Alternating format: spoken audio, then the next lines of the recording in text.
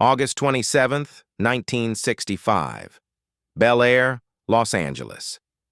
The two greatest forces in music history secretly met, Elvis Presley and the Beatles. The media didn't know. The fans didn't know. Only the 8 people in that room knew. So what did they talk about that night? And why did Elvis never speak of them again? Hollywood Hills? Elvis Presley's house. The phone rang. "Elvis, Brian Epstein is calling," said his assistant. Elvis frowned. "Who?" "The Beatles' manager." Elvis froze. The Beatles. That British group. They were playing everywhere on the radio. Young people were screaming for them, just like they used to for Elvis. "What does he want?"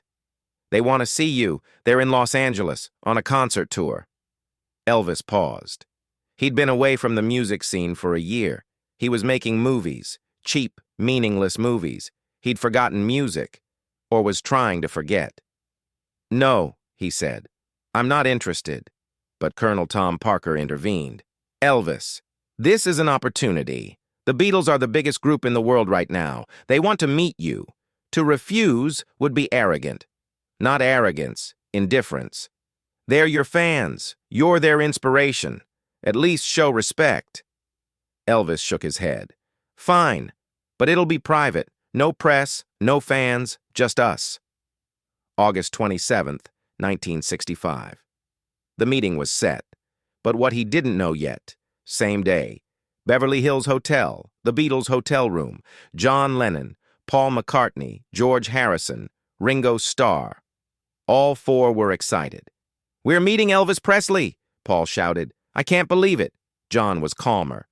"He's just a person. We're singers too. So is he." "No, John. He's Elvis. He inspired us.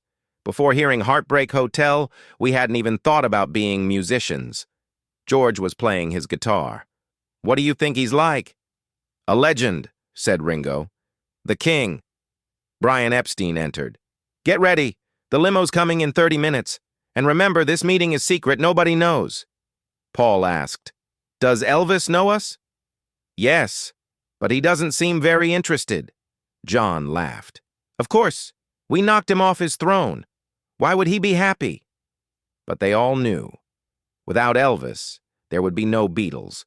This is where everything changed. 10 p.m. Elvis's Bel Air house. Big, luxurious, but cold.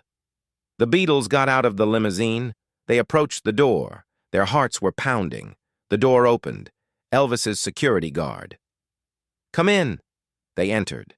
The living room was spacious, a large couch in the center, and there he sat. Elvis Presley, black leather jacket, white shirt. He didn't stand up, just nodded. "Hello," he said. His voice was quiet, cold. The Beatles froze. Is this the legend? Is this the king? Paul stepped forward. "Hello, Elvis. I'm Paul.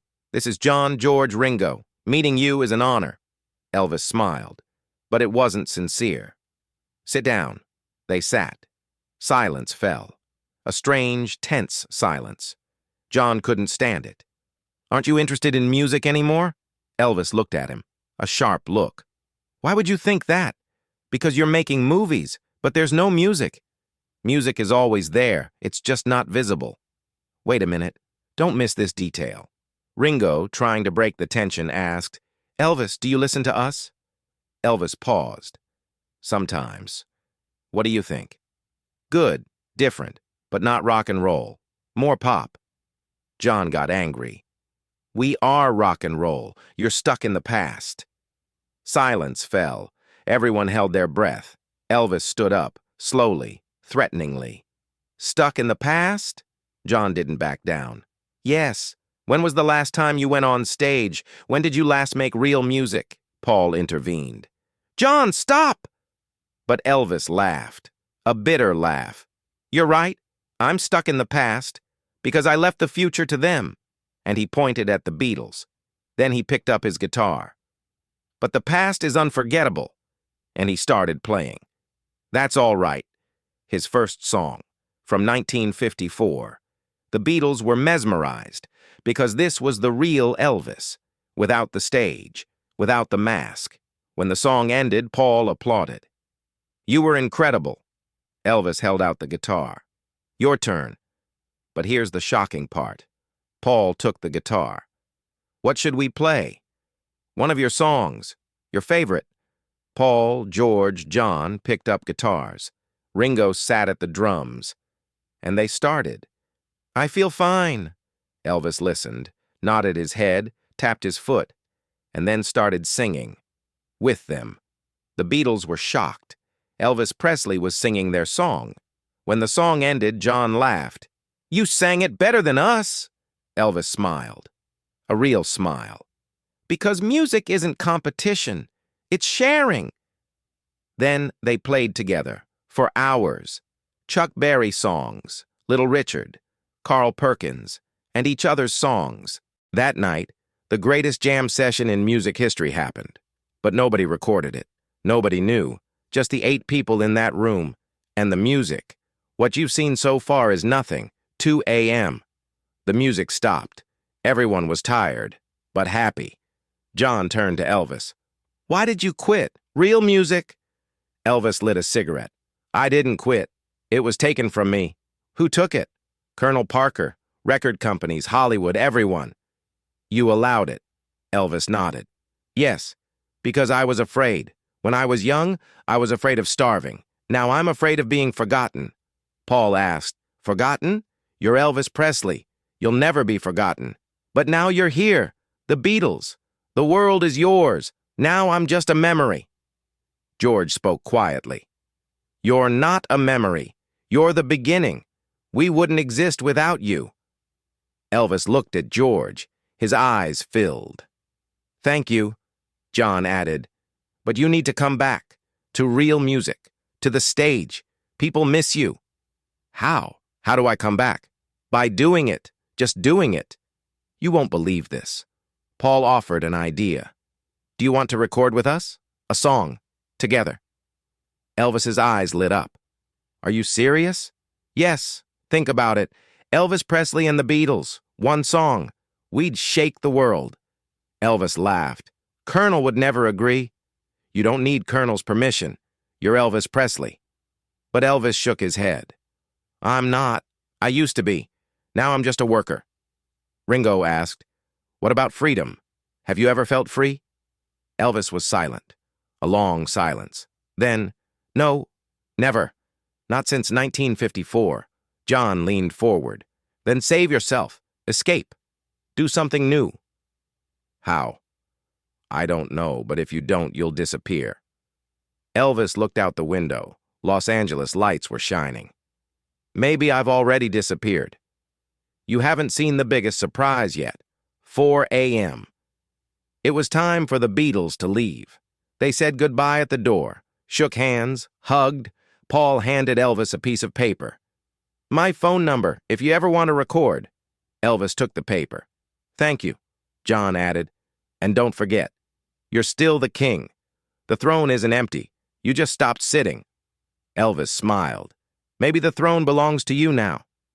"No, the throne is shared. We'll share it with you." George said the last word. "This meeting was the best night of my life. Thank you." Elvis watched them. They got in the limousine and left. He closed the door and cried.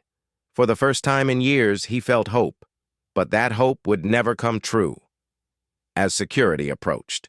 August 28, 1965, morning, Los Angeles Times. Beatles and Elvis met secretly. Somehow it leaked.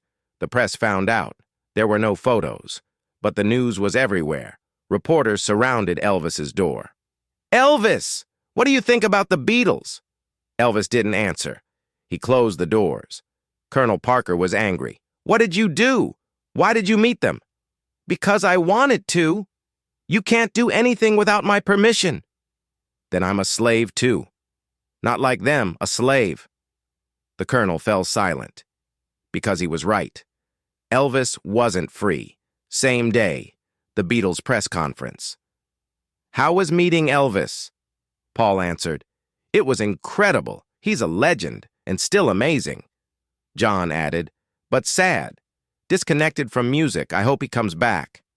George, he was our inspiration. He always will be. Ringo, a true king. The media went crazy. Beatles praise Elvis while Elvis stays silent. But Elvis was silent because he couldn't find the words. This is where everything changed. After that night, Elvis changed, but not from the outside, from the inside. He wrote in his diary, August 27th, 1965, I met the Beatles. When I saw them, I saw myself. Me 10 years ago, hungry, passionate, free, but I'm not like that anymore.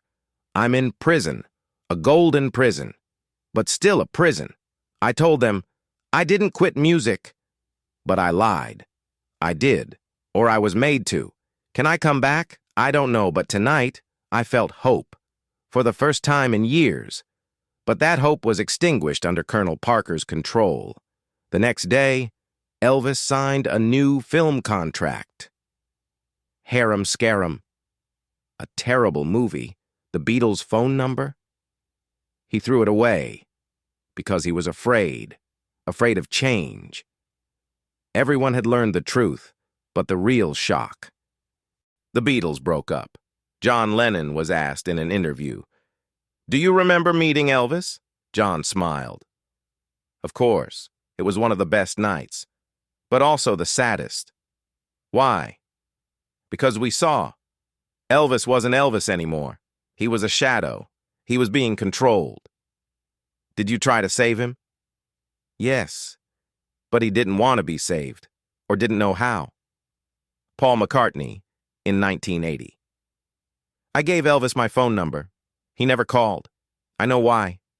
He was afraid of freedom. George Harrison, in 1987. Elvis inspired us, but then he lost himself. I hope he's at peace now. Ringo Starr, in 2000. That night we saw the real Elvis, for 4 hours. Then he disappeared again. When he read that document, Elvis made a decision. I'm coming back to the stage, to real music. NBC offered a special program. Elvis, Come Back Special. Elvis accepted, and in that program he was reborn. He wore a leather jacket, picked up his guitar, and sang his real songs. Heartbreak Hotel, Hound Dog, all shook up. The crowd went wild, because this was the real Elvis. The Elvis the Beatles saw in 1965. The program broke records. Elvis was back. But one night backstage, a telegram came from Paul McCartney. We saw you. You came back. We're proud. Love, Paul and the Beatles. Elvis read the telegram, smiled, and wrote a reply. Thank you. That night you gave me hope. Now I've realized it. Love, Elvis. But that letter was never sent. The Colonel blocked it, but what he didn't know yet. August 16th, 1977. Elvis Presley died. The world was shocked. So were the Beatles. Paul McCartney told reporters, Elvis died, but he never dies, because he is music itself, our inspiration, our beginning. John Lennon. I saw Elvis in 1965. That night, we tried to give him hope, but the system ate him. I hope he's free now. George Harrison. Music lost its king, but the legacy will live forever. Ringo Starr. Elvis was my hero, and he always will be. The Beatles didn't go to Elvis's funeral, because Colonel Parker didn't want them to.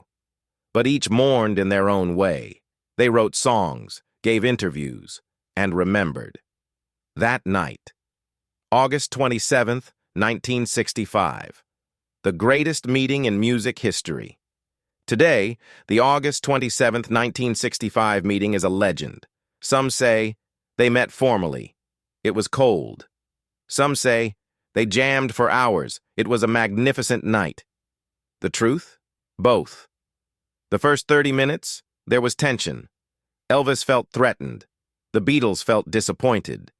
But then music started, and everything changed. That night, two generations met, past and future, king and princes, and music united them all. But most importantly, Elvis found hope that night, And that hope led to the 1968 comeback. Without the Beatles, maybe Elvis would never have returned. Paul McCartney, 81 years old. In an interview, what do you think about that night with Elvis? Paul smiles. One of my greatest moments because I met my hero and saw he was human. Is there anything you regret? Yes, I should have called him, should have supported him, but I was young and foolish. What would you say to him now? Paul's eyes fill. Thank you. You inspired us. You changed music, and you'll always remain the king. When they thought it was over. The voice on the phone was familiar, but, Paul, we found a lost Elvis recording from 1965. With you. Paul freezes. What? That night, someone secretly recorded it, Elvis and the Beatles, together. What's the song? That's all right. All of you together, Paul cries. Release it! The world needs to see. That night really happened. Elvis never died. He just left the stage. But that night with the Beatles, that night, he was alive. Really alive.